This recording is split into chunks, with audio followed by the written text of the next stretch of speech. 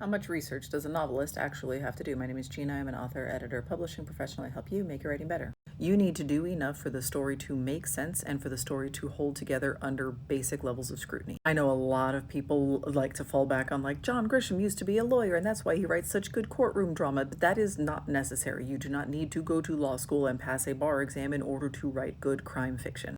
And in fact, there's a very good chance that if you know too much about a subject, you will make it too dry and too realistic on the page, because any lawyer worth their salt will tell you that courtroom drama is not nearly as dramatic as crime fiction makes it seem. You know this already, right? Like, you live in the real world, but you've seen a sitcom that supposedly takes place in the real world, but every single reaction is very exaggerated and people behave in ways that don't totally make sense, like they stay friends with their ex for years and years afterwards in a way that doesn't feel healthy or productive or meaningful in any sort of way, but they have to be there for plot reasons and because they're all under contract together. And so you know that fiction mirrors reality or shows us a window into reality, but it is not usually reality. There are things that have been stretched and warped and changed in order to fit the genre expectations, in order to meet the story expectations.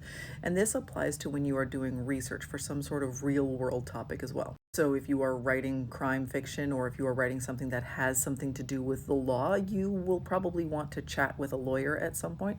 My husband loves when I get these questions from critique partners and people in the writing community, and they say, hey, I've got a question for you. Would this person be able to disinherit this person from their will for this reason? And he can give them sort of some like plausible ways to move through it, and they'll be like, great, that's close enough, thanks. Or it was similarly a recent one, somebody said, hey, I've got a guy who's a low-level member of a really big street gang. Could he believably be out on the street after being charged with X? And so my husband ran through a couple of scenarios with her, like how that could plausibly happen. And she said, great, I like one of those. I will run with that. And so you don't have to necessarily do a ton of research. You don't have to work in that field, obviously, but just chat with somebody who does work in that field and be like, hey, this is what I want the story to look like. Is that plausible? How can I make that make sense on the page? And this is going to be infinitely easier if you already know what you want your story to look like generally, but you have not locked into a ton of the details yet. If you go to them and you're like, I need something that makes cool crime fiction, that they're not going to be able to help you with that. That's way too broad. If you're like, hey, tell me about something crazy that happens in the financial sector, that's too broad. They're not going to be able to help you with that. But if you say, hey, I've got this character who works in the financial sector and I want them to get into trouble with this going on, can that work? Is there a way to make that happen?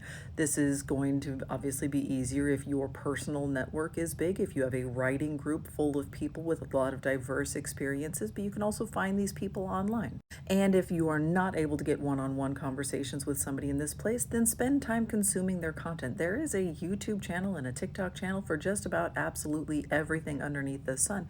Watch their videos, get a sense of what's plausible within their industry, and start to understand how this could fit into your story.